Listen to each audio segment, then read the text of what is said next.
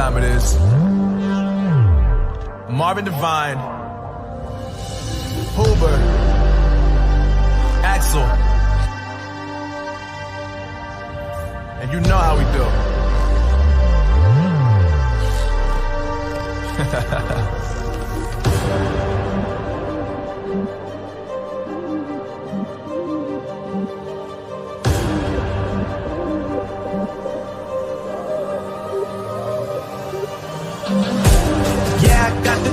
Yeah, I got the juice. Big game cool, make them look like cool. Always play it cool, that's the biggest rule. Fuck it, what they doing, keep on doing.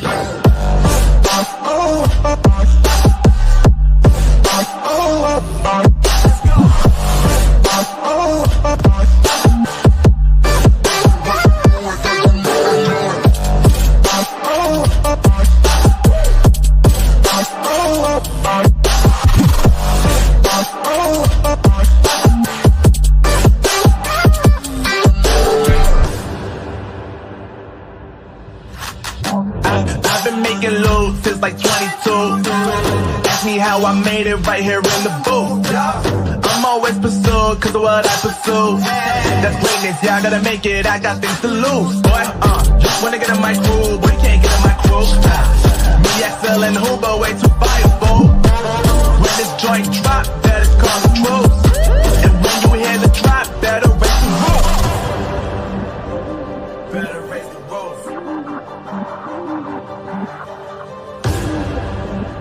You already know what happens when we link up. Let's go. Yeah, I got the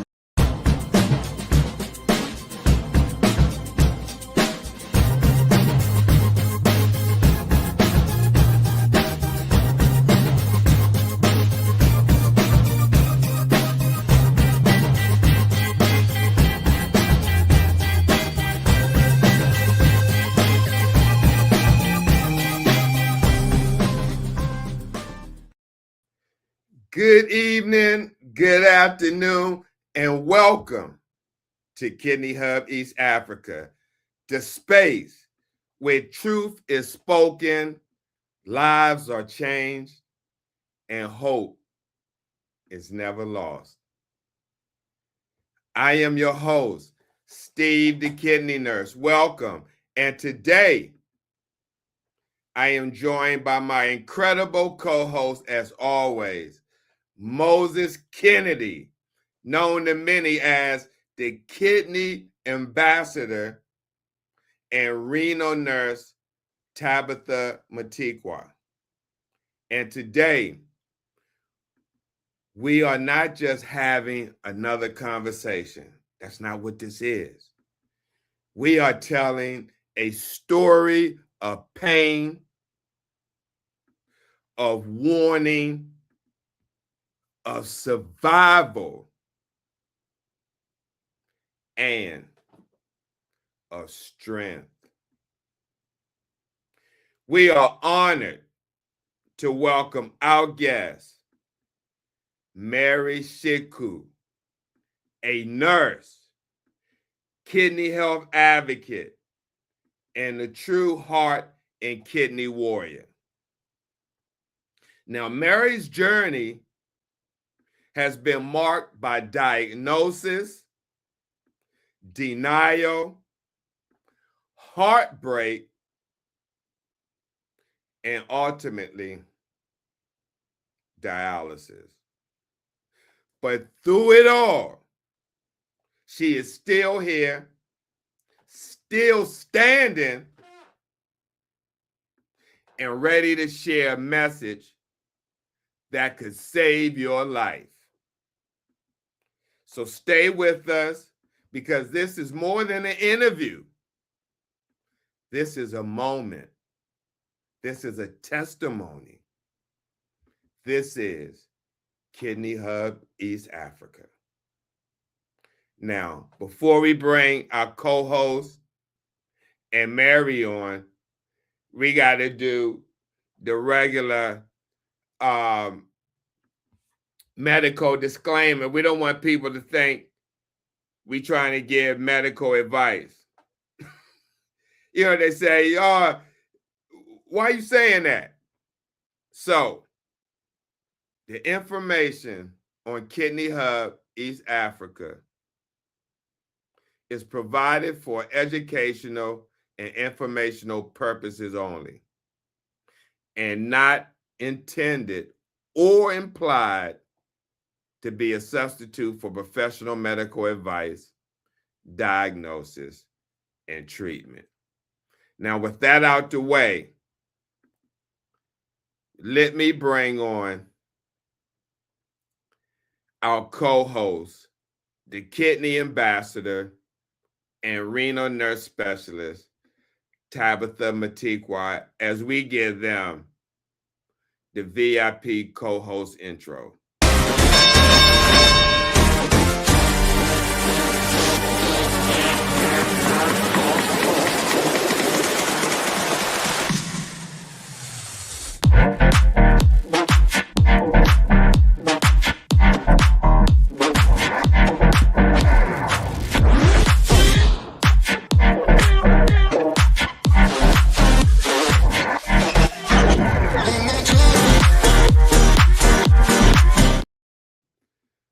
Brother Moses, Nurse Tabitha, how are you doing? I'm doing very fine. Thank you. Brother Moses, how's everything going with you today? Yeah, it's fine. So great. Glad to be here yet another Sunday. Now, let me ask you, how's the weather? It's really hot at the moment. And during the day, it's scorchy hot. Hey, we are within the tropical Kisumu. Right. It's the same over here. I know here in Washington, D.C., it's scorching hot. And for anybody watching that you're on dialysis, please watch your fluid intake, especially if you're a kidney warrior and you're in East Africa. And if it's hot there, definitely watch your fluid intake. What would you have to say about that, Nurse Tabitha?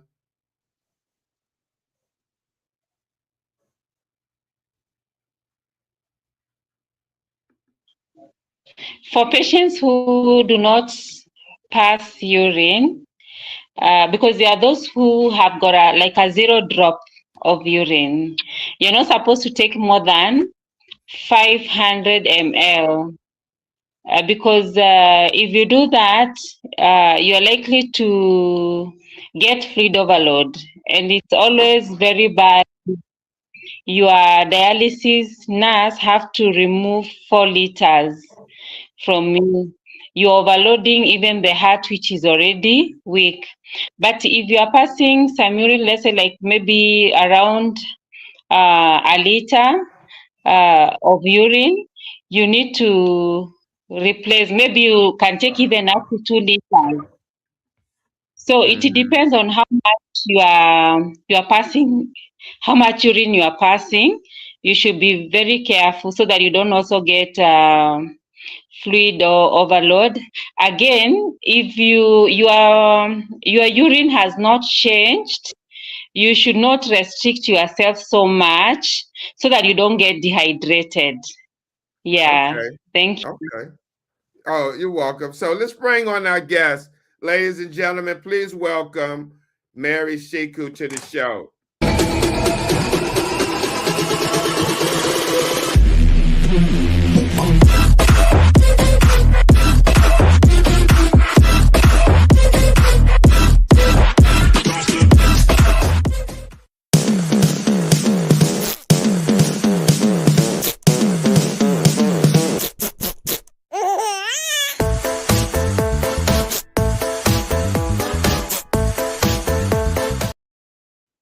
Hi, Mary. Welcome to Kidney Hub East Africa. How are you doing today?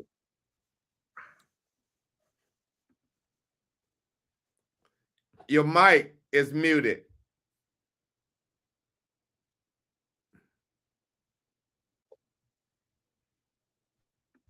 There you go. Mary, how are you doing today?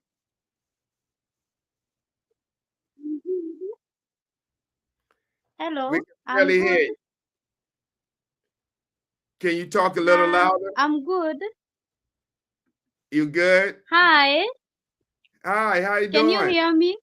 Yes, we can. I'm good. I'm good. Mary, thank you for coming on the show today. Thank you so much for this platform. Great. So, Mary, can you just tell us a little bit about yourself, where you live, what you do? Okay. Again, my name is Mary. I'm from Kikuyu. I'm a nurse and a kidney health advocate, a kidney warrior and a heart warrior.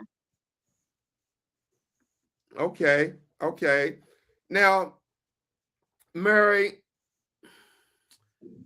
take us back to when you was first diagnosed in 2022. What do you remember most about that moment when you was diagnosed back in 2022? Okay.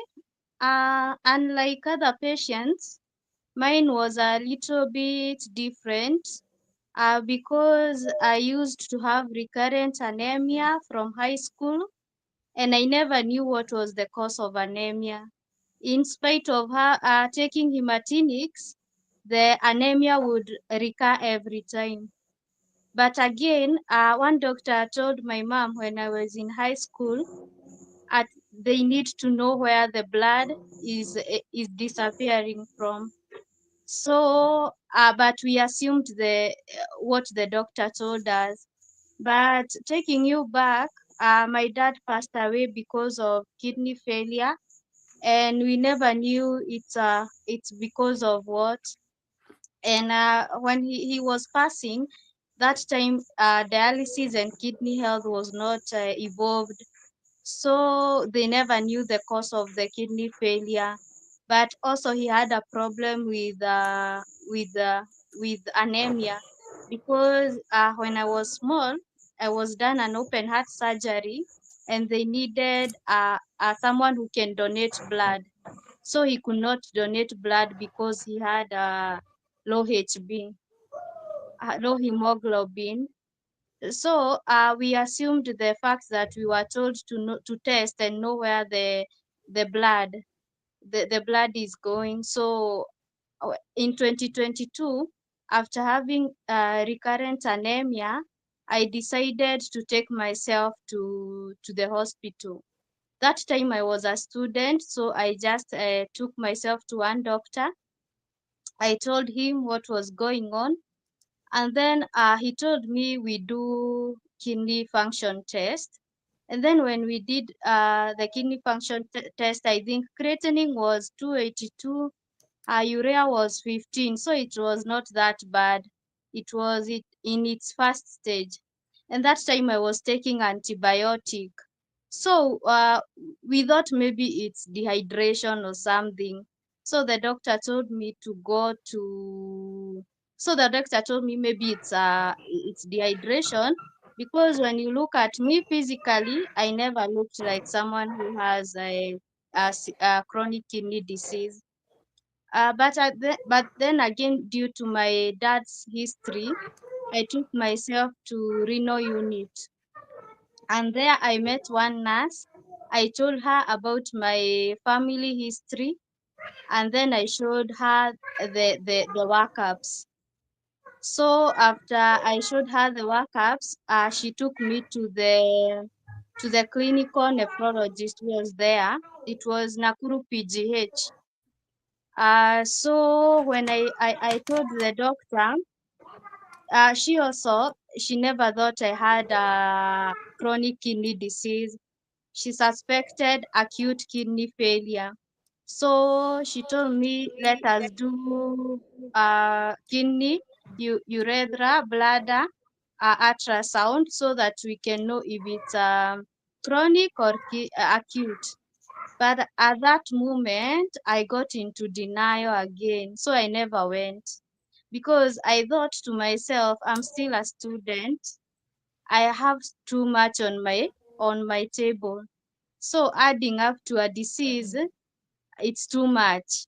And because I could not see any problem apart from maybe fatigue, I used to have a lot of fatigue, but I thought maybe it's working or something. So I just continued with my work. So at one point, the nurse who I had talked to found me at the ward when I was doing my clinicals. She told me, "Did you go for the ultrasound?" And I said no. So I think she suspected I was in denial. She took my number and followed me up. So she decided to make me get the KUB for free. Actually, she took me herself. So I went there, and then they did the KUB, and they found out that I had renal parenchymal disease, and it was both. So I had stage 1 chronic kidney disease. At the moment, when I returned the results to the doctor, she told me, because you are a nurse, I won't. I will tell you things as they are. So right now you are in your first stage, and I don't want you to get on dialysis. Um, so I want you to get conservative management. I want you to go to nutritionist, because from today you will not be eating the normal food. And then I want you to buy Renal Gold, Campo, erythropoietin, and then go and see Dr. Kiapi. Dr. Kiapi was one of the best nephrologists at Nakuru level 5 that time. So after she told me that, again, I never took it serious. So So let me I wait a minute. Let me stop you right there for a moment. okay. Help us understand what was going through your mind when you heard stage 1 kidney disease, chronic kidney disease. What was going through your mind when you heard that diagnosis as a nurse? Okay. As a nurse, I never took it as a big deal, because obviously I know what goes around. But again, as a daughter whose father passed away because of kidney failure, and again in my family lineage, uh, father to my two sisters to my dad has also passed away due to kidney failure, and then the other two are on dialysis right now, and we have another two cousins who are on dialysis. So at that moment, what was in my mind, I never now reasoned as a nurse. I reasoned as a normal person. I started thinking, now I'm going to die. So I got again into denial.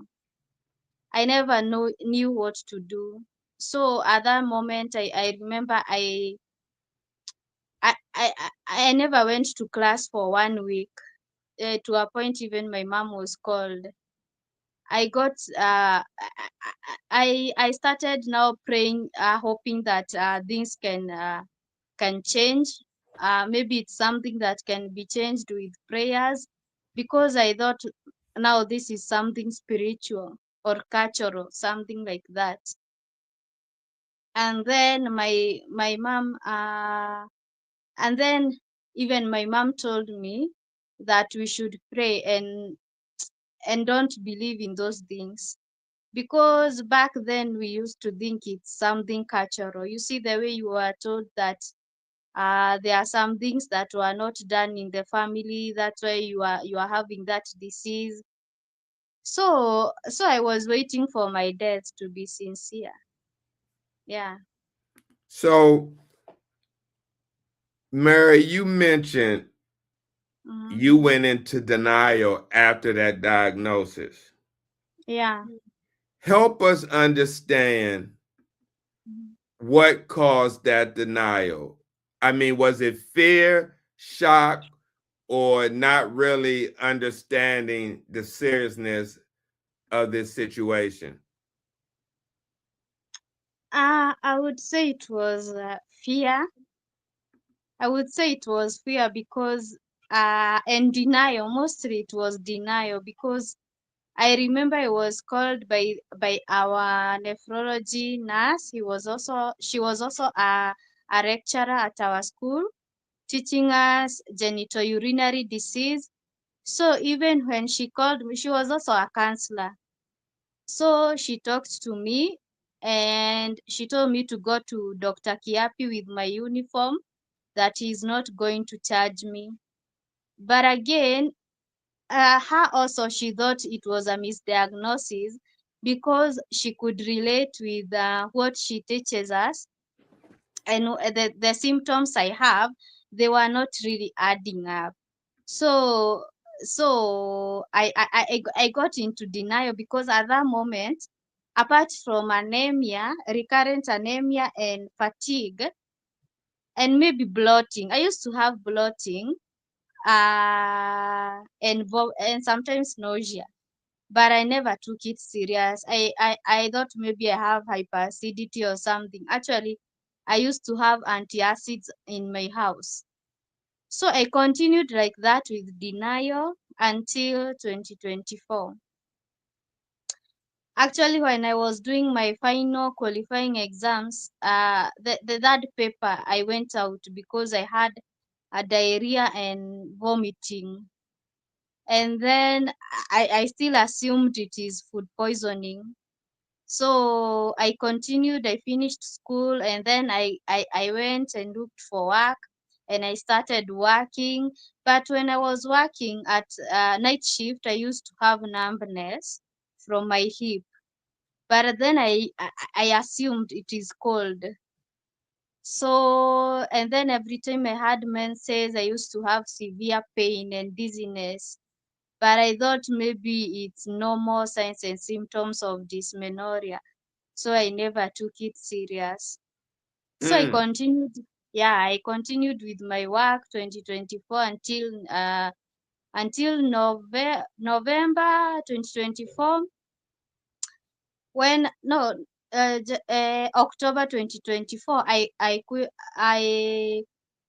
I decided to quit the work where I was working because I used to live alone.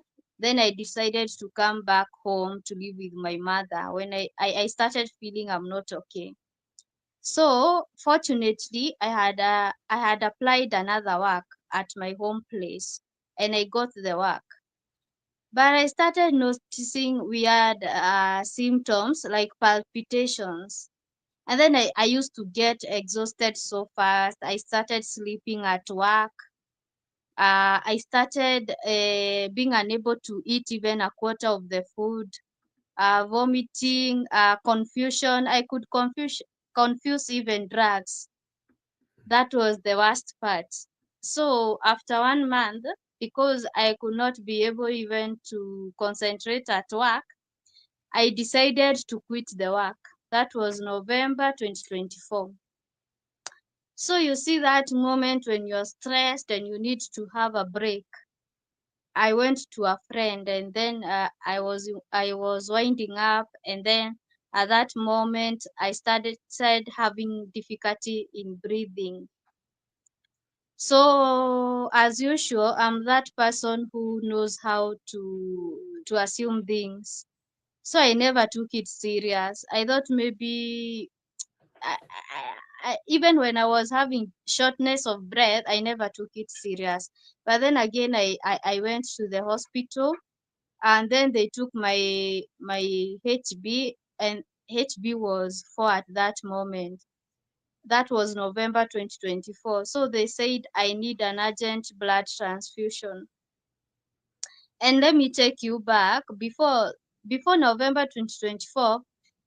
In 2022, when I was told I have a first stage CKD, and I need to change my diet, I never took that serious. So I continued with my lifestyle. I continued to take sodas, fast food, and everything. Actually, I liked sausages so much and smokies. Yeah, so I continued to take them. So my lifestyle never changed.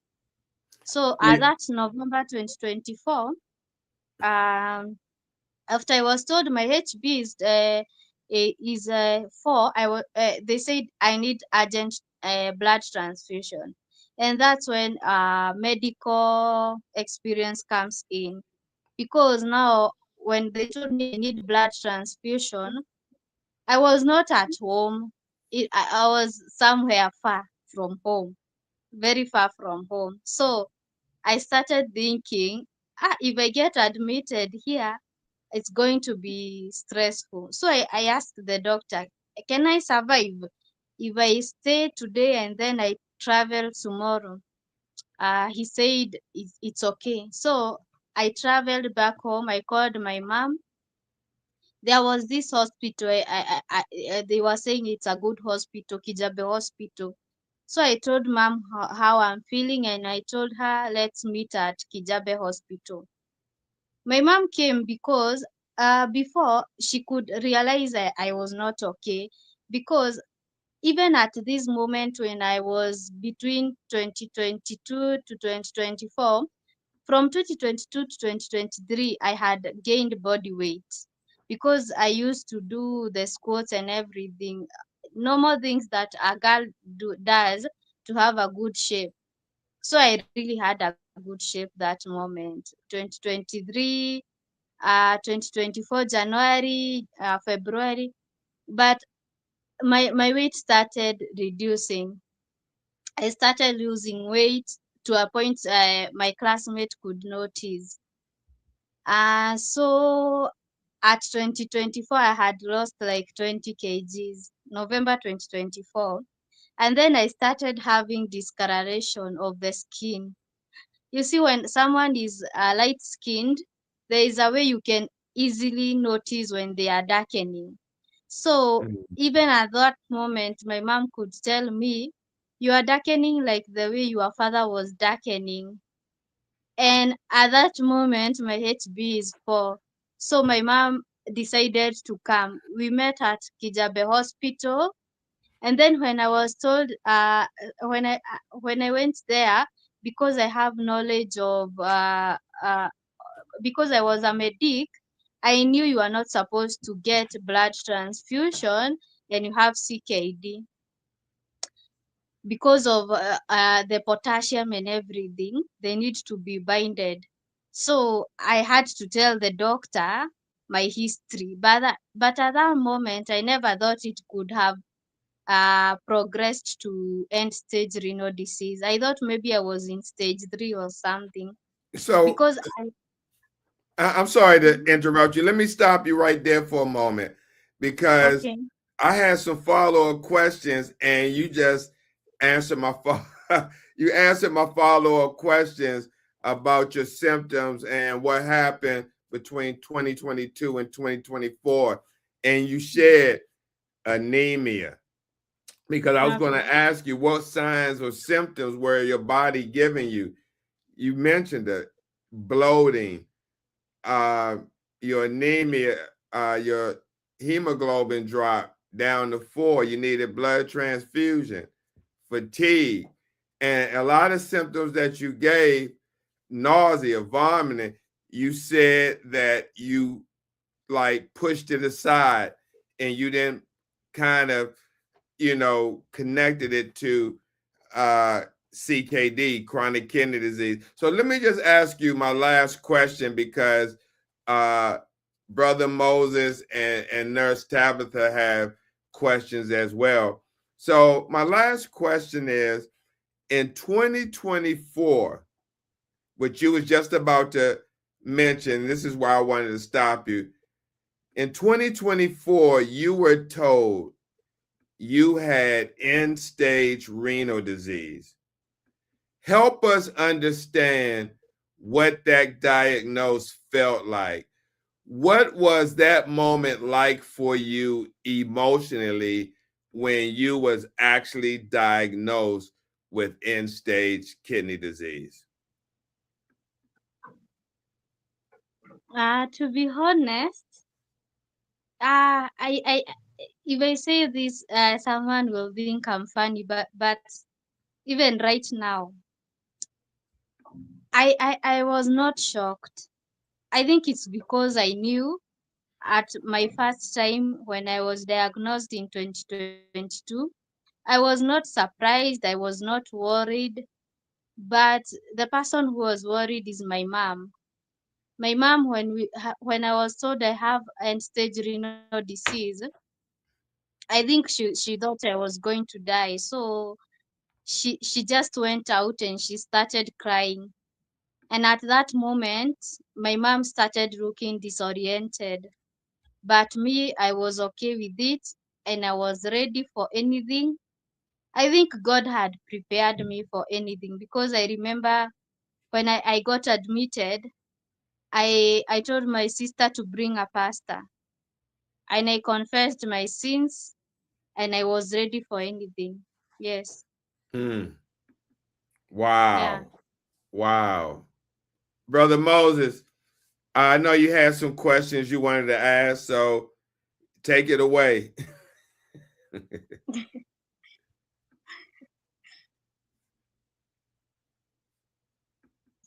Unmute your mic.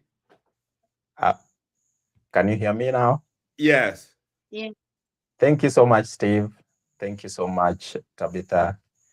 And thank you so much, Shiku, for showing up. In fact, for honoring our invitation.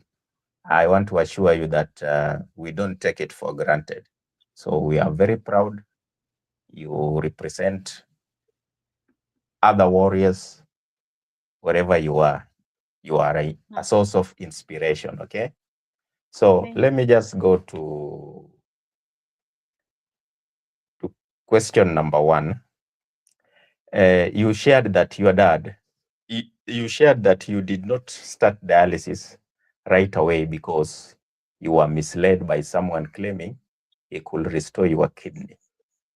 Yeah. What made you trust that person?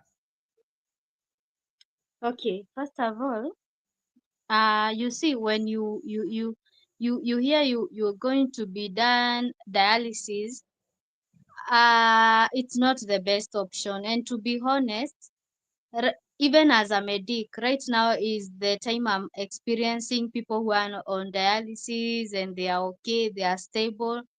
You see, at my time when I was in the hospital, I used to see people who are on dialysis, they are so critical. So I started imagining myself, but that was not the point. One family member told me that he has this one doctor who comes from Germany and he has a lot of experience. She told me that the doctor says my problem is hormonal. So if he does hormonal therapy, it's going to rejuvenate my kidneys and they are going to get back to normal.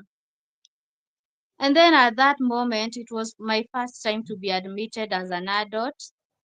So I never liked the environment of admission. So the moment you're told, you see, this is something new to us, and we can't deal it with just my mom. When it comes to this situation, you need to invite other parties because of the bills and everything. So when they told us, they convinced us that dialysis was not a good option.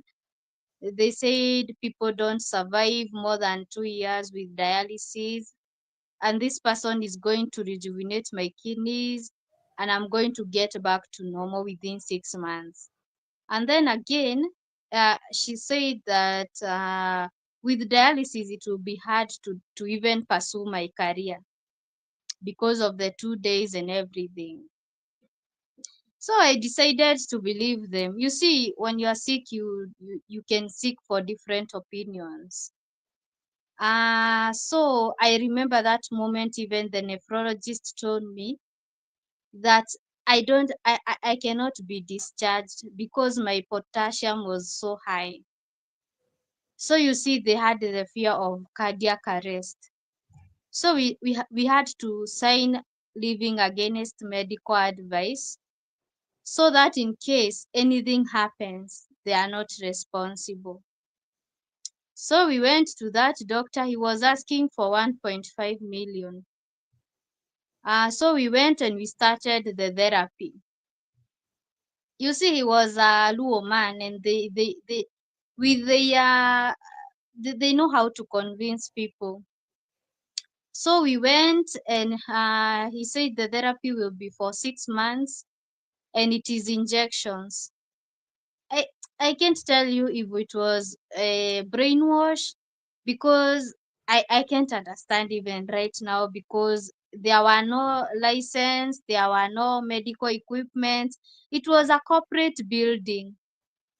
But then again, I I continued. I don't know if it was urea or something that was confusing me. I don't know. But what I know is, we started the therapy. It was infusion. I used to get the infusion once a week, and we paid a deposit of 500. He said the others we can pay in installments. So I used to go, and after I get the injections, I used to feel numbness. I used to feel like I'm not okay, like a mad person. You see, I remember my mom used to massage me with warm water every night. They used to exchange shift with my sister. I used to cry every night because of pain, because of numbness. I felt like I was not okay, confusion and everything. You see, the sad part is, he used to tell me to eat the things I'm not supposed to eat, like avocados, bananas, milk, yogurt. And you see, I have high potassium, but the good thing, I had an output. So that's a good thing. So maybe it was helping somehow. And then we continued for 3 months until I got worse.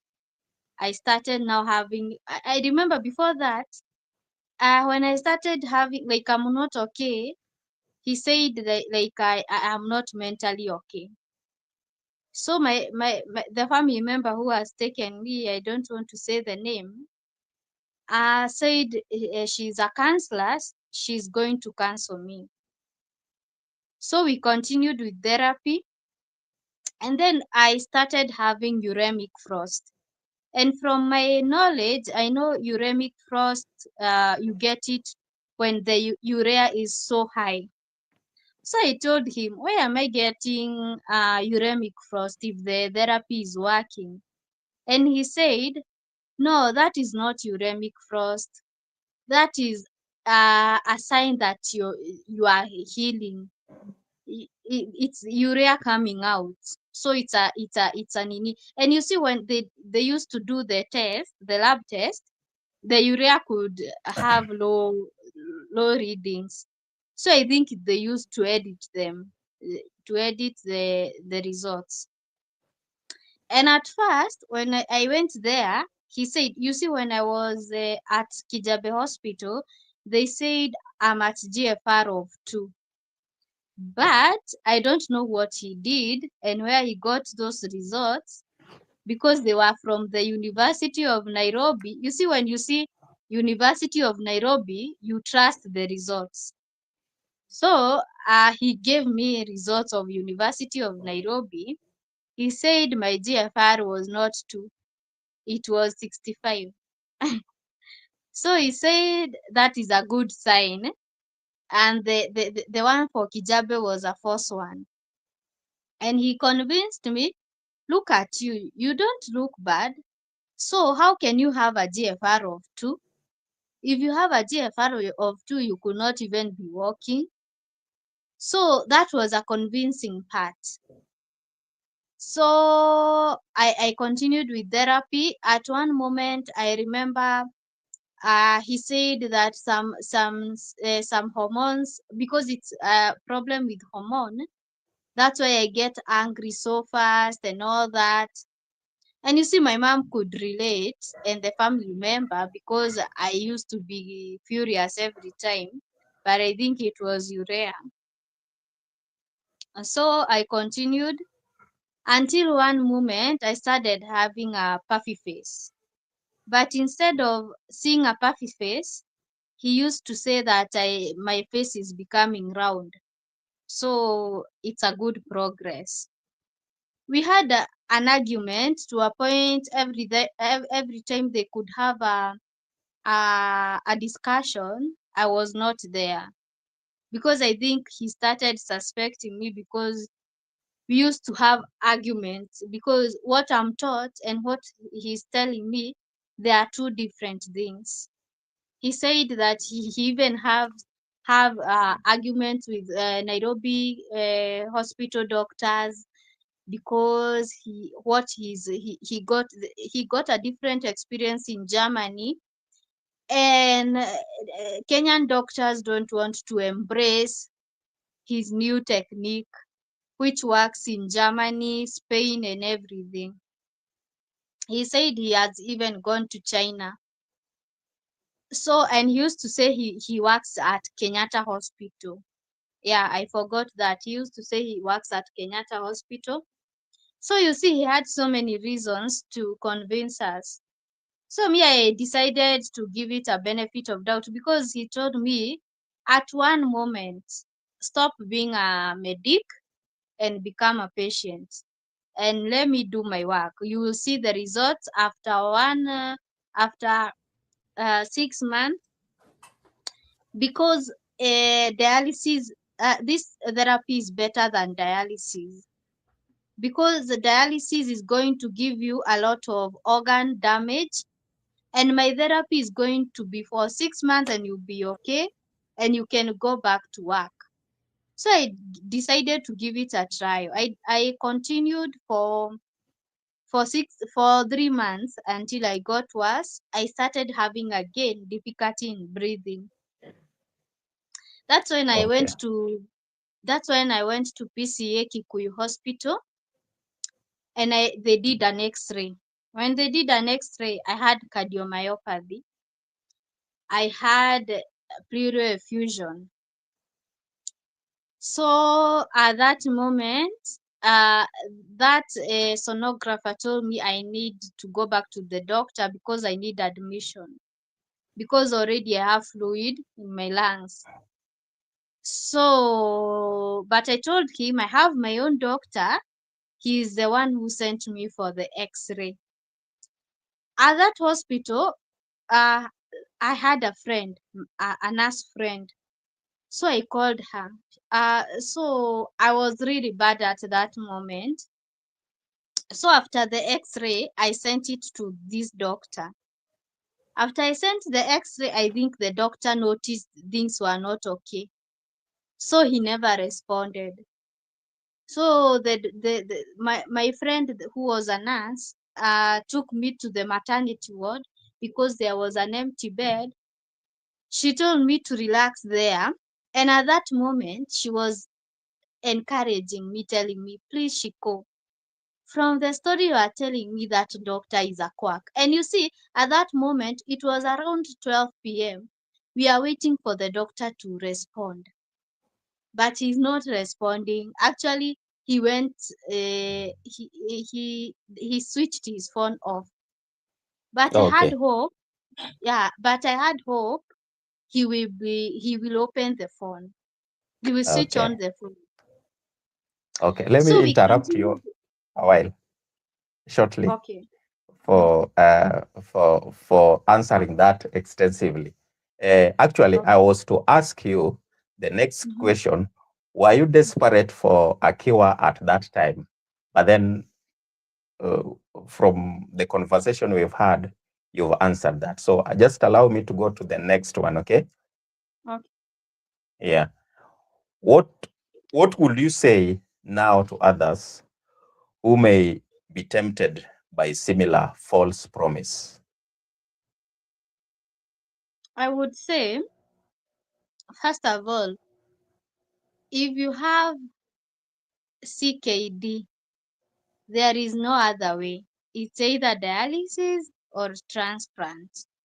Because I have not even mentioned other people who tried to convince me. There are those people who called themselves online doctors, something like that. They say they have supplements, things like supplements. I had also gone to I was also taken to a herbalist. And they will tell you the same thing. They will rejuvenate your kidneys and everything. But the one advice I can tell my viewers and everyone who watches me, because I do kidney education, please, if you have chronic kidney disease or acute kidney failure, acute kidney injury, there are two options: either dialysis, either a transplant, or maybe if you are in first stage, you can be given conservative management. But that one you will be given by, you have to be advised by a nephrologist. You can't, even a normal doctor, a general doctor cannot treat you kidney failure. He will take your history and then refer you to a nephrologist. So anything that is not from a nephrologist, don't listen to it, because they will just waste your money, and you will Absolutely. eventually end up in dialysis. Yeah. Absolutely. Thank you so much. Then let me just add one more. Uh, how did the delay in proper treatment affect your health? It affected my health because you see, like right now, I don't have so much symptoms that people have, because personally I don't have diabetes, I don't have high blood pressure, I don't have any autoimmune. It's something genetic, which was not they have never discovered which kind of genetic disease I inherited that affected the kidney, but after biopsy they concluded it was structural diseased kidney. So pardon. What did Oh, okay. Seemingly, uh, uh-huh. you did answer that a bit. Let me just drag you to another question. Uh-huh. Uh, what what was it like when you were told that you had developed heart failure? Okay. Oh, I know. I remember your question. The complications that I got if I had not gone to other managements.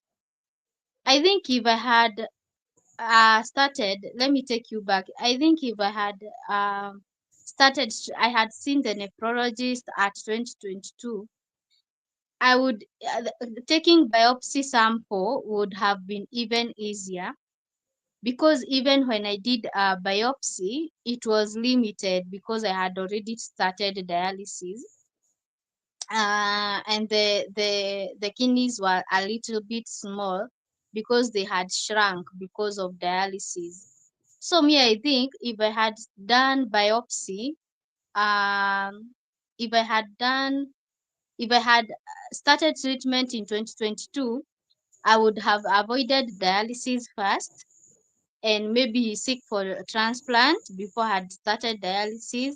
Secondly, I would have known the cause really well. And then Absolutely. thirdly, I would have avoided heart failure. And this heart failure was caused by the quack doctor. Because when I was doing my echo ECG at Kijabe Hospital, I never had heart failure. So it was triggered by this doctor. And right now, what is making me to go to India, or rather, what is causing me to seek for high specialist hospital for transplant, it's because of this heart failure. And what makes me to use a lot of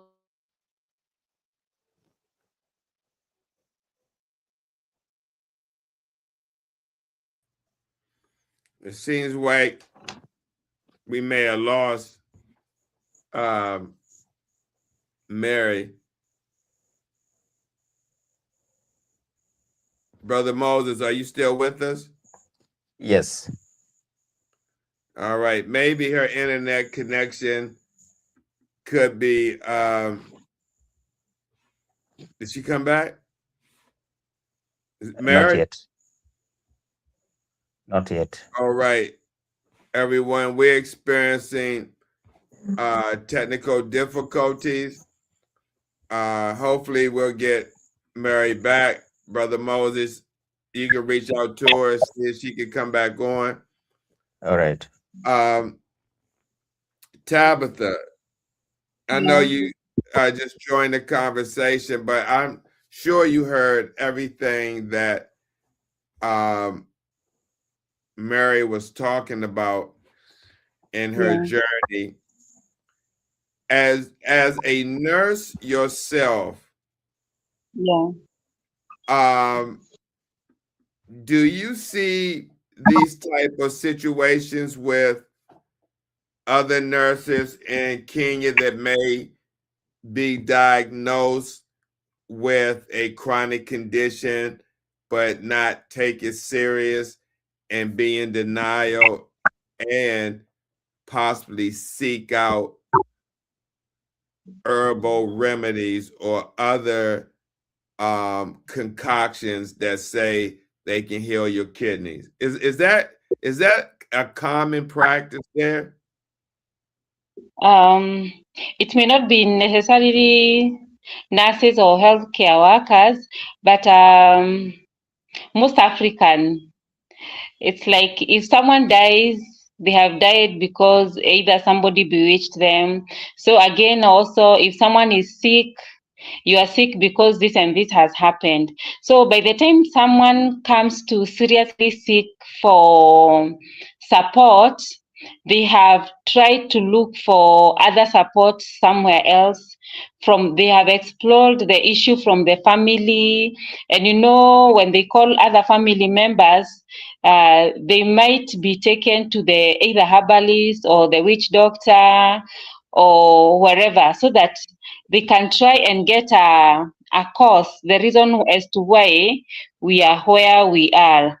But one thing that has really come out so nicely with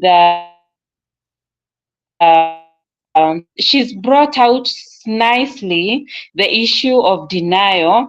And just as I keep repeating many times, denial is refusal to accept the truth. And it's actually a defense mechanism where a person refuses to fully accept maybe their diagnosis or even the severity of the condition. And this is because as the diagnosis has come, it's a bit traumatic, it's overwhelming, and it can also be very, very much frightening. And it is presented by someone now refusing to either medication, either to start dialysis, or even refusing the prescribed diet. And also people keep seeking opinion here and there. And the impact of denial, yes, someone may be shocked. And even as a person is shocked, there is delay in starting the treatment. It can lead to poor adherence and actually poor outcome, just as you have seen whatever our sister has really gone through. As she was in denial, this is where she got somebody along the way who took advantage of her, telling her that you can get well. But this happened because she was actually in denial, or she was trying to look for a way maybe not to get into dialysis. So if you are dealing with someone who is in denial, avoid accusation. Try to look for a way to support them, help them understand the severity of the condition.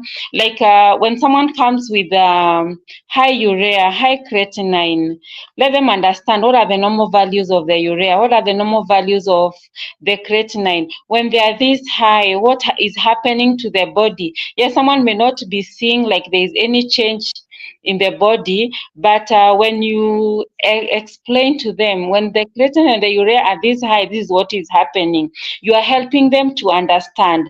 Yes, validate their feeling, but now guide them. Gently address what you can see. For example, if someone has missed the medication, you can address it. If someone has missed the appointment, you can address it. Yes, I send you for an ultrasound. You have not brought. Why?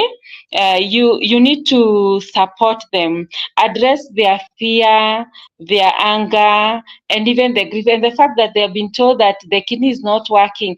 They're already in grief, and that is why they are in denial.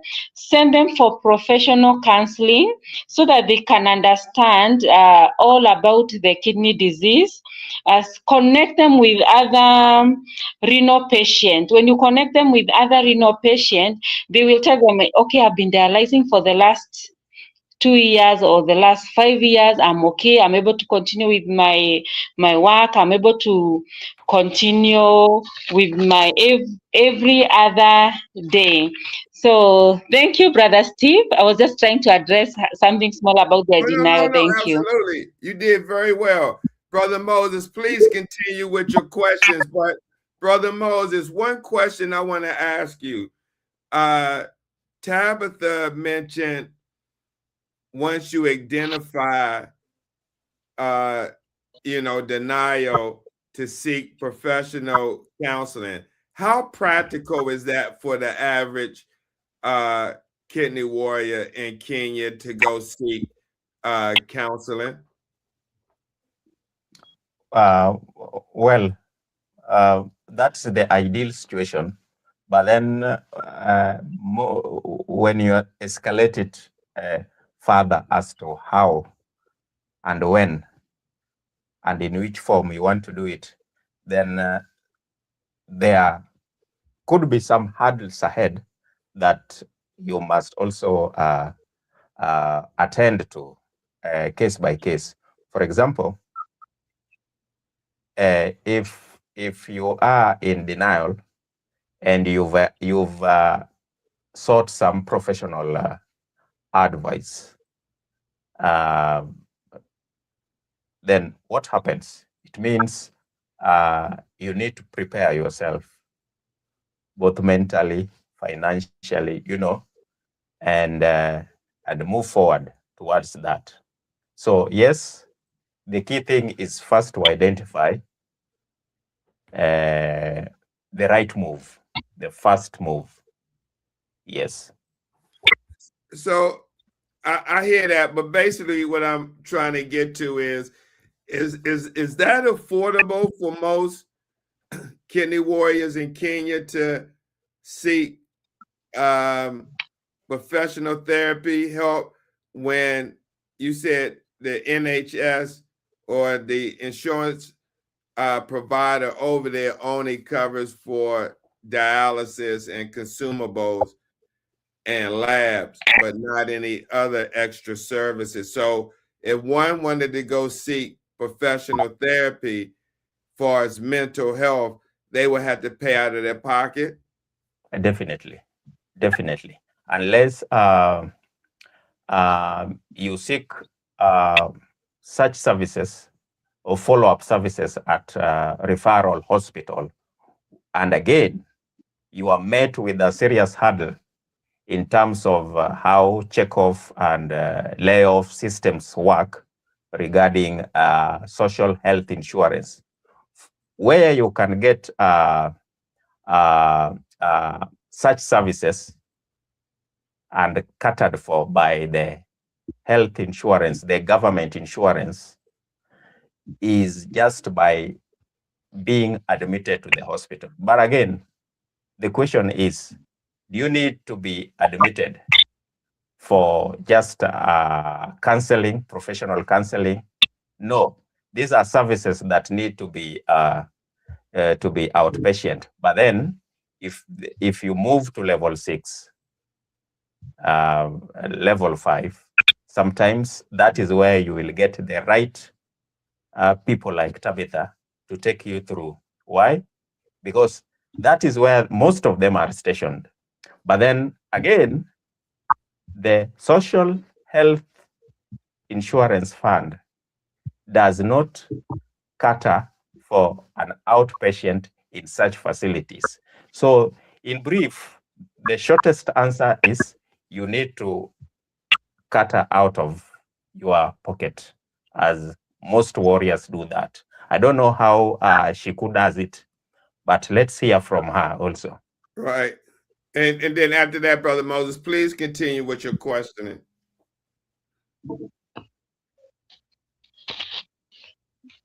So for me, Sorry? I paid for my counseling sessions. I have never gotten free counseling sessions. Yeah, and I did it once when I was admitted. From then, I have never gone to counseling sessions. Yeah.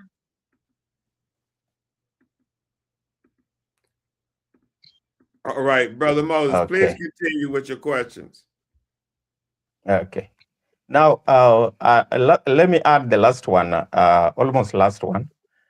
Shiku, what was it like when you were told that you had developed heart failure? Mhm. As I said, I was I was not surprised. I was ready for anything. So even at that moment, I was really bad because I was admitted for 1 whole week and I was on oxygen throughout. So at I remember there was even a time I held my mom's hand and I told her I can't do it anymore. So even at that moment, they had done a misdiagnosis because they were trying to know the cause of my kidney failure. So they thought it was autoimmune because I don't have diabetes, I don't have high blood pressure. So they suspected progressive systemic sclerosis. Uh, but when I looked at myself, uh, symptomatically, I never had the symptoms of sclerosis, systemic sclerosis. So they said that condition is rare, and I will stay maybe the people they have seen staying for many years. It's 45. So they told my mom maybe if she got married, maybe at 20, because at that time I was 26. Maybe if I get married at 27, 20, I will leave a child of 15 years. And then I was like, what is the need of even getting a child if I'm going to to pass on? So that moment, what I was worried about it because I had changed drastically. My I had changed physically, losing of weight. I had darkened, and then as a normal at my age, you see, I was at that age. I want to work hard, and at 27, that's when you plan maybe to get a partner after you work like 2 years or something. So I was like, hey, who is going to love me like this? So those are who what are the, what are people going to say when they see me like this? You see those psychological problems. But I had a good palliative nurse. Actually, we talk until now. I was that person who never wanted to open up to anyone. Even when I was going to dialysis, I was angry at everyone, including my nurses. And I could just go for dialysis back home, dialysis back home. And I could just stay with I never interacted with people, even fellow patients on dialysis. I never wanted to listen to any advice. I never wanted to talk to anyone about my problems. So at one point I had good nurses. I had one nurse.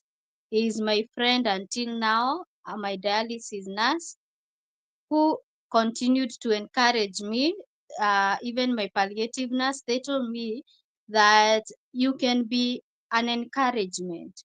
Start using your story to encourage others. So that's when they talked to me, and slowly I started opening up. Yeah. Thank you so much. Thank you. Your words caps it all, my sister. Brother Steve, I'm done. Just back to you.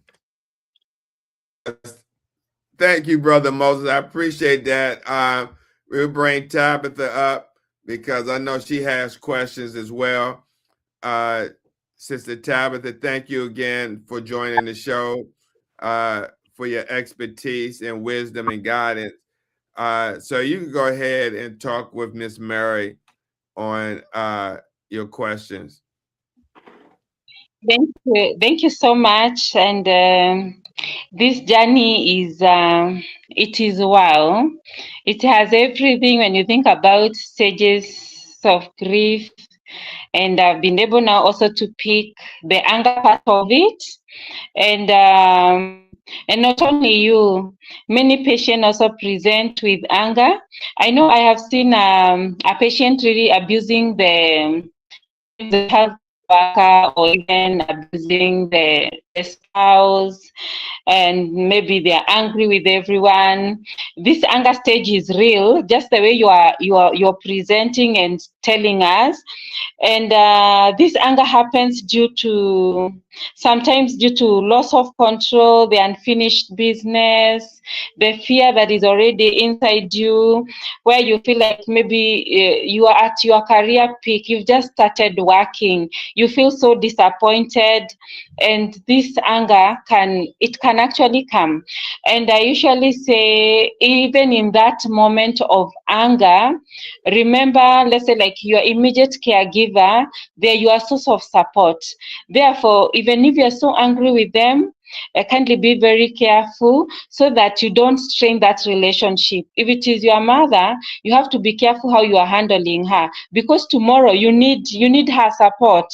And this anger has pushed many away and away from their loved one, and some relatives have actually pulled away, not understanding it is because our patients are going through anger, and we need to support them. And I usually tell relatives and caregiver, even if you come and find your patient is so angry, tomorrow you might come and find their mood has lightened up. It's not because they don't want you. It is a stage. It's a stage of grief, even as they are coming to terms with the reality of the diagnosis. They need support from even the necessary others. So, Shiko, as you started dialysis in 2025, maybe you can explain to us about the catheter insertion and even your first dialysis, and maybe what you really expected. So at first, I was told I when I was in casualty, the first time I was admitted to be started on dialysis, I was so stubborn because I remember I told the doctor who was on casualty, me, I need you to do me blood transfusion, bind me, and let me go back home. I have a doctor back at home who is going to continue with his therapy. So I never consented for dialysis. And then at that moment, I had even uremic encephalopathy because I was acting so weird. So when I was started dialysis, I started with a temporary catheter. And at that moment when I was getting the catheter, when I found out that I was okay after the temporary catheter, I said, thank you, God. Then when I was starting on my first dialysis, because my first dialysis was started when I was on oxygen, and I had a lot of fluid overload. So I never thought that the first feeling when I saw myself coming out okay, I said thank you, God. And I remember the first one, they said they are going to do they're going to remove fluid first, because they removed 5 liters the first day.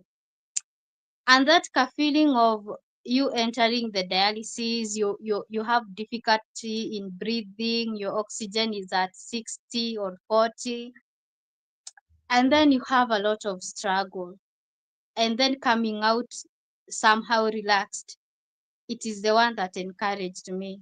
And then slowly by slowly, you see people walking in and they are okay, they look normal, and you see them outside. You can't even say they are on dialysis, because as I said before, me, the one that I experienced at the hospital, they were always critical. So I thought I'll be at that moment. But me seeing, asking people, and they tell me they are working. Actually, the palliative nurse told me, and that encouraged me a lot, that we have even a doctor who works here and he does dialysis. He goes for dialysis and he works. But unfortunately, he rested. May his soul rest in peace. But that person encouraged me, because I asked myself, if a doctor can do dialysis and then they work at the same time, then I have hope. Because you see that even that feeling of being a medic and then you are sick with a chronic illness, that's also affects you. And then another thing, you are a counselor, at our age, it's so difficult to be diagnosed with a chronic illness, because, as you say, that is the peak of our career. So you start thinking, you had dreams of having a family, a good career, and then it is affected by this disease. It's, I don't know what to say.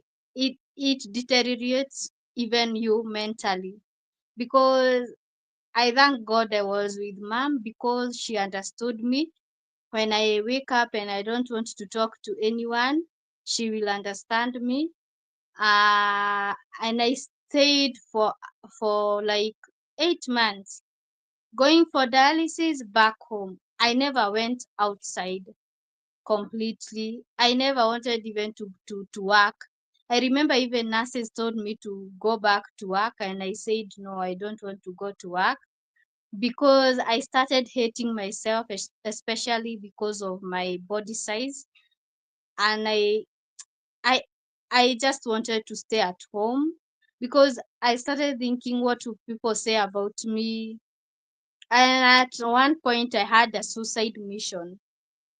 I thank God I also have a clinical nephrologist who is so friendly, because he used to call me like 5 missed call to go for dialysis. I said to myself, if I miss dialysis for like 2 days, I'm not going to survive.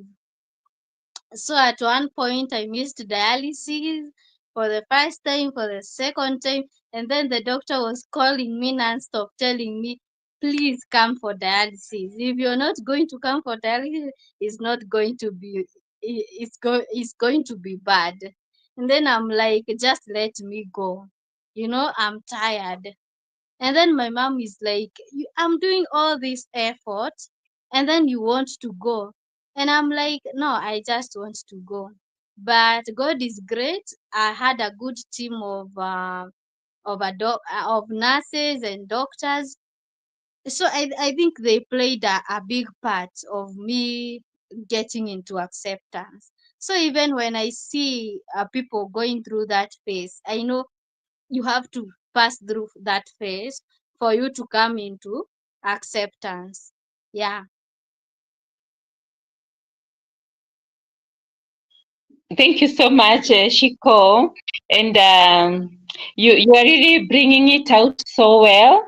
And I love the way now you brought out the issue of depression, being in low mood where you don't even want to go for dialysis. And I love that palliative palliative healthcare worker who was there supporting you, and even your clinical is it your clinical nurse who was there calling you many times. I know there are patients I have really called and called again, and somehow they have survived and they are still alive because we make some effort to look for them. I haven't seen you for dialysis for some time. Where are you? It really makes a difference in their life because all they need is someone who understands them. So if you have a patient who is on dialysis and who is refusing to go for dialysis, support them, encourage them, call them again and again. Avail yourself to take them for dialysis. Maybe it is your relative. Take them physically if they are refusing to go. Look for someone to talk to them. Look for a way to encourage them. Tell them this life it is doable, and that is why Shiko is alive, because somebody really did a serious follow up on her, calling her several times. That was really good. So, how, Shiko, how has dialysis taught you about resilience and survival? Uh, Dialysis has taught me that you can survive with dialysis, which is something I never knew.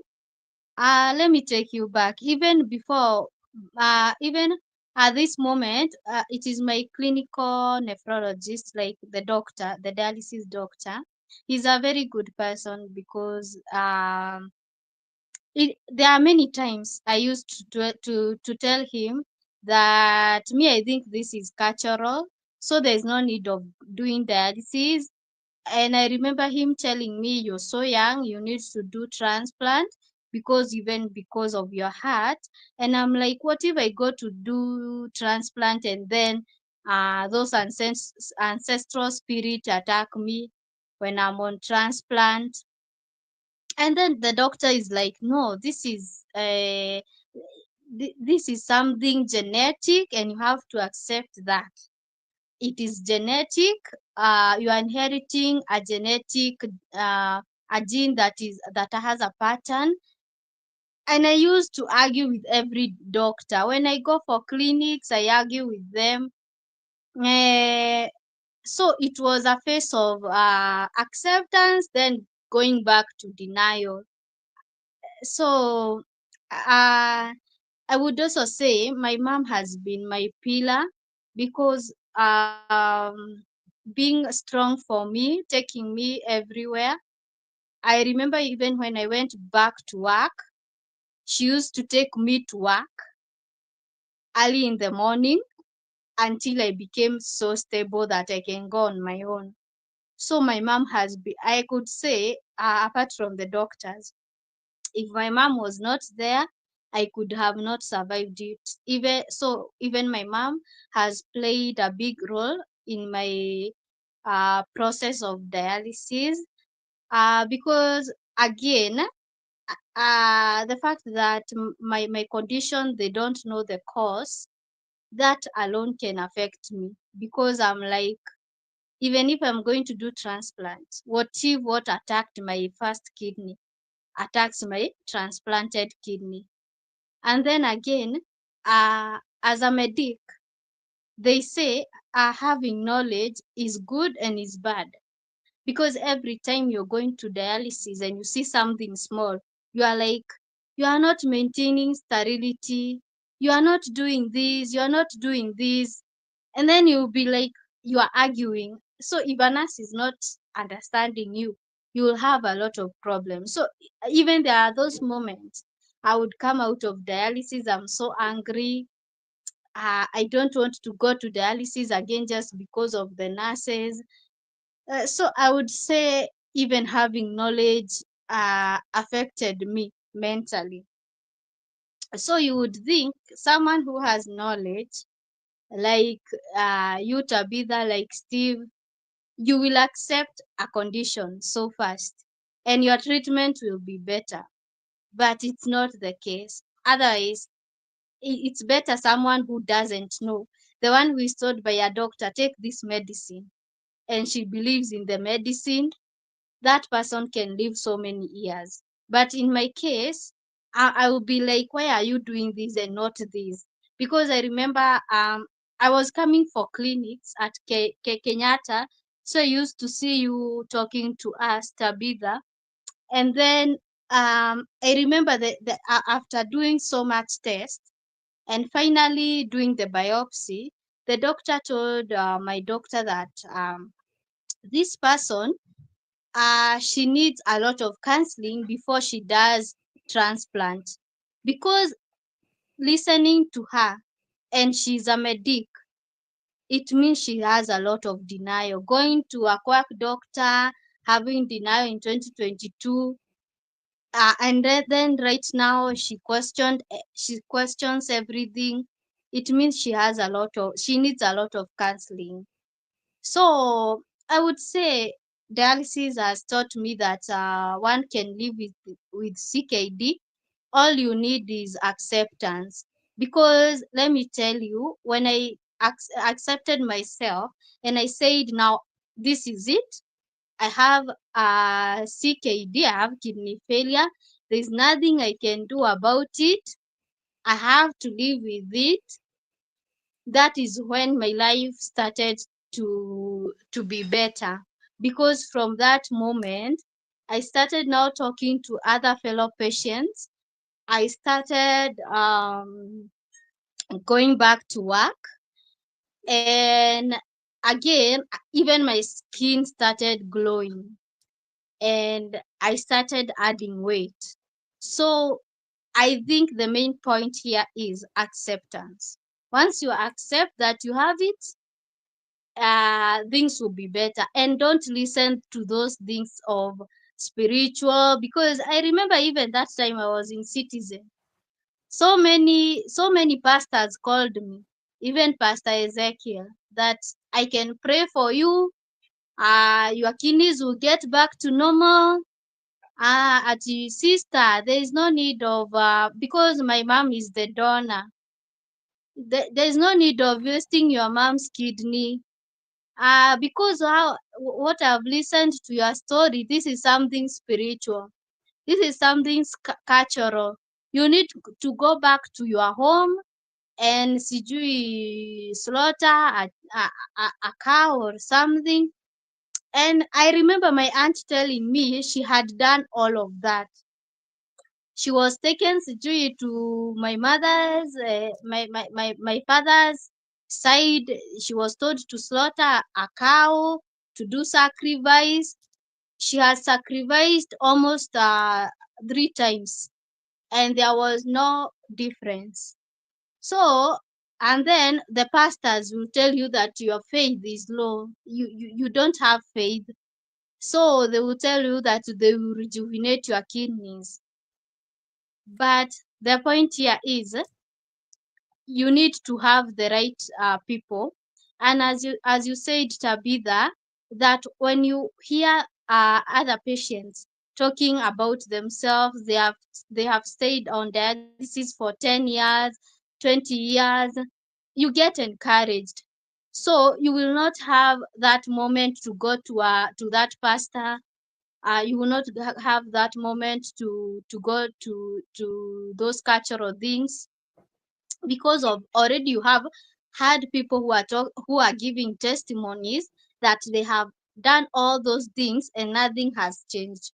So I think doing community education, uh, patient coming out and talking about themselves helps a lot, because that is what made me to open up. Because I said, if I changed because I listened to someone's story, maybe with my story talking about cultural, spiritual, it is going to change someone who is somewhere locking themselves up because they think it's the end of them, or they think it's cultural, and they won't have that space to to open up to those pastors and those cultural people. Yeah.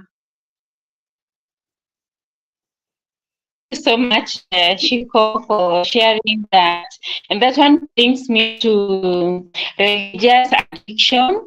And religious addiction is just an addiction like any other addiction. The way someone can get to alcohol, the way someone can get addicted to substance abuse.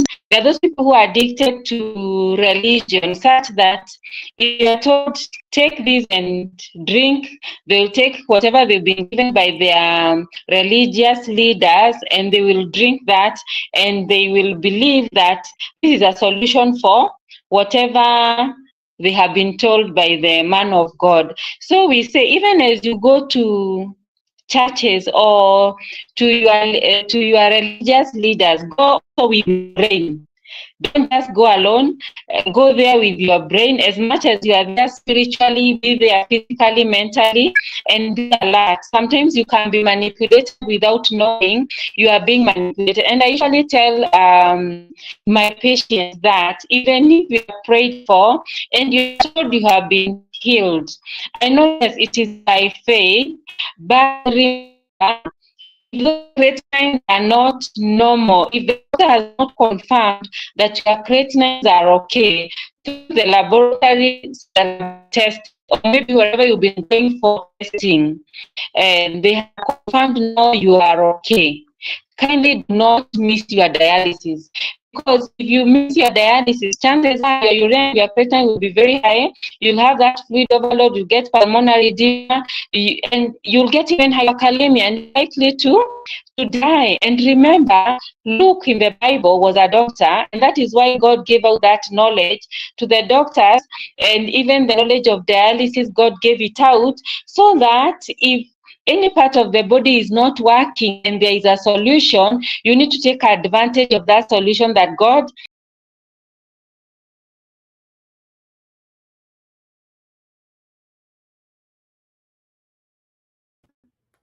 I'm not sure what happened to Tabitha. We lost her, but we're over a half an hour of the show. So we're going to see if Tabitha come back to finish that up, but we got to kind of wrap up the show shortly because we're over our time. We'll wait for Tabitha. Brother Moses, anything you want to say?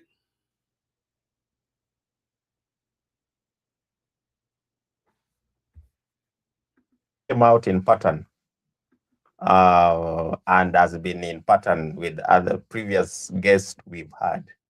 Brother Steve is about this issue of first landing on the wrong stepping stone.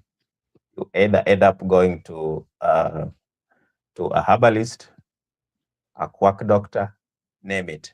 But then again,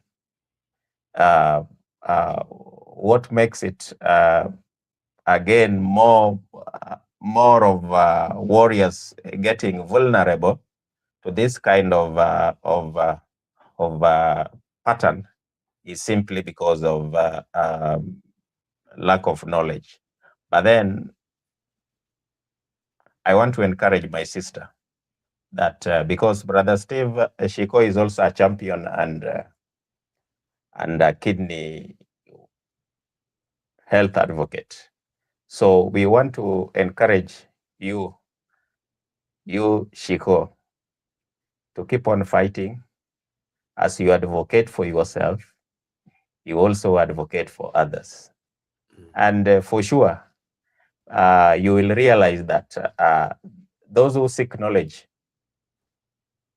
and those who seek ignorance, the difference in terms of outcome in managing this disease is 2 worlds apart. So yes, I want to encourage you. I've been on dialysis for close to 10 years, and I'm also a kidney warrior. So I'm proud of you. She's back. Yes, we have her back.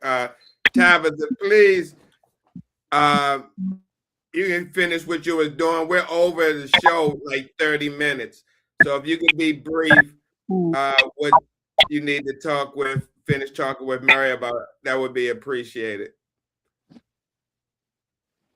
Thank you so much, Mary. You've actually really shared a lot.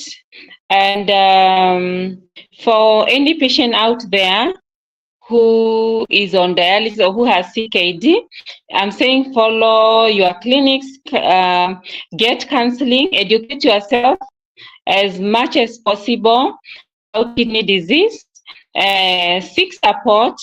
Also, you can join support group, accept, and kindly continue with your work.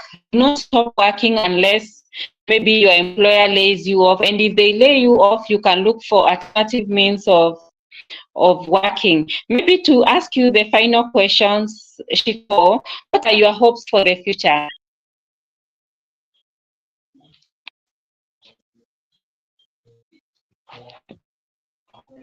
You're muted. You're muted.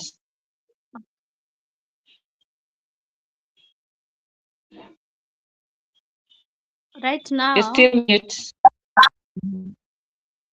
and right now, I'm okay. Yeah. So I'm saying, right now, it's not like before. I'm so hopeful because I'm on my acceptance phase right now. And I would say even going to channel has helped me a lot in opening up. So right now I'm in my transplant process. The fact that I'm in my transplant process means that I have hope for the future. And my plan is, God willing, to get a transplant. And once I get a transplant, I feel I will be of so much help to the society, because the fact that I'm a nurse and I'm a patient at the same time, it's so good because when you tell a patient that you are in their shoes, they will listen you more than any other nurse. And probably in the future, I will specialize with nephrology nurse. For better knowledge. And so far, I've been doing community awareness, and I'm planning even to go for channels, teaching people and creating awareness. Because apart from a kidney warrior, I'm also a heart warrior. Because even at 2 years, I was done open heart surgery. So the transplant will be my second surgery. So you see, when I go to Kenyatta and I go to those pediatric wards and I talk to those children who has lost hope, it's going to give them hope. Imagining that I had an open heart surgery when I was small, and right now, maybe God willing, I have done transplant and I'm okay, I'm a nurse. It's going to give a lot of hope, because so far I have not. I started kidney awareness like 4 months ago, and I have seen results, good results. People are responding well. There are so many people who have gone to seek treatment because of my education. So we hope by the time we are doing your future is bright, because if Moses has done dialysis 10 years and right now he's a kidney ambassador, then it means there is hope. And again, Steve, in Kenya, so many people, the fact that people go to seek treatment when they are in their end stage. So we are trying to prevent that. At least if we can teach people on prevention, uh, it will prevent a lot of people from going for dialysis, and they can get conservative management. And for example, let me take like 2 minutes to teach that. Like for example, people who are diabetic, or they have high blood pressure, Take they me can out. manage that to prevent it from getting into dialysis. So we are talking so much on prevention everywhere.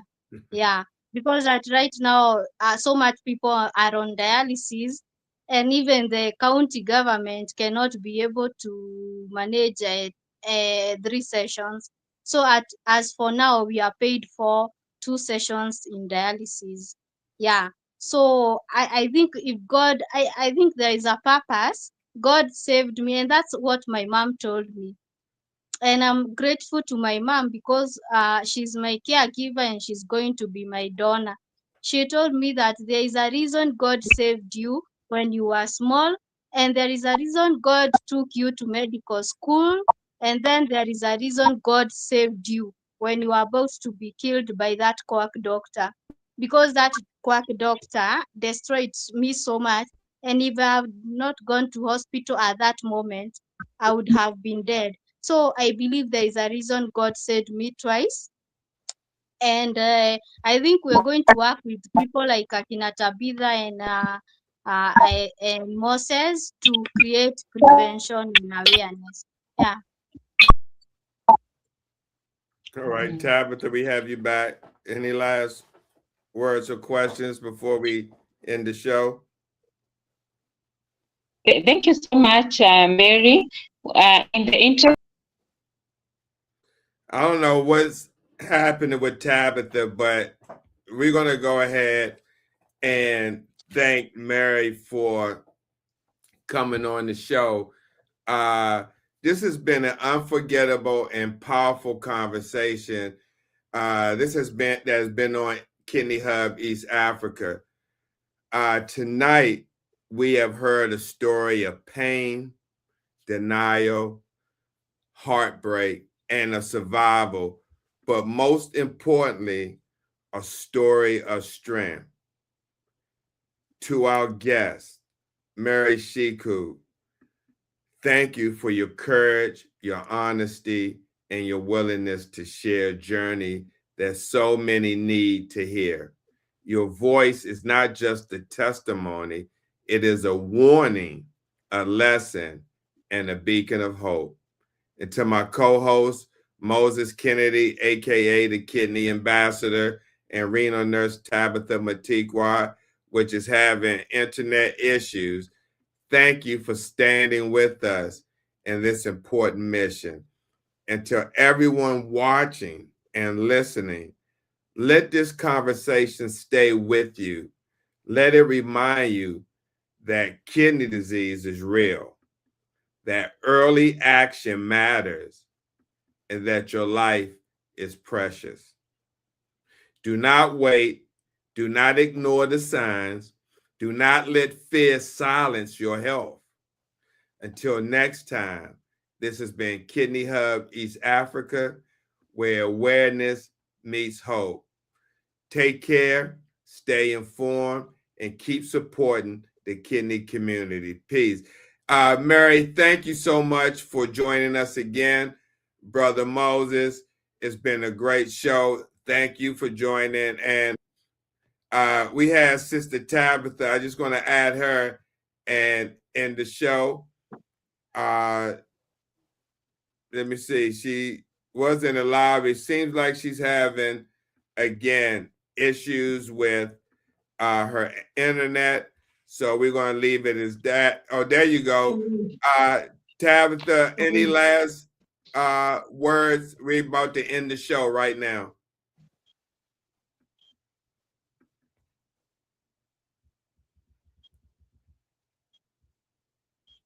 Tabitha, can you hear me? All right. It looks like she's having some internet difficulty. So everyone, take care. We see you next week. Again, this has been Kidney Hub East Africa. All right. Take care, everyone.